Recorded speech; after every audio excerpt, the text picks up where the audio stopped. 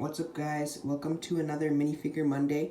And in today's Minifigure Monday, we're going to be looking at Black Suit Daredevil. The one on the right is a custom off of AliExpress and other websites.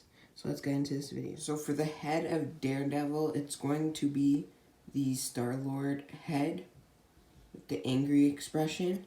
And the headpiece is this kind of like bandana from Hondo from the Star Wars series, and then this mask right here is a piece of masking tape colored black, and I put it around the eyes.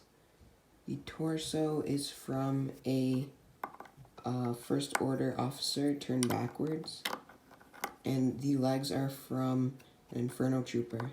So if you guys enjoyed this video, hit the like button, and I'll see you guys in the next one.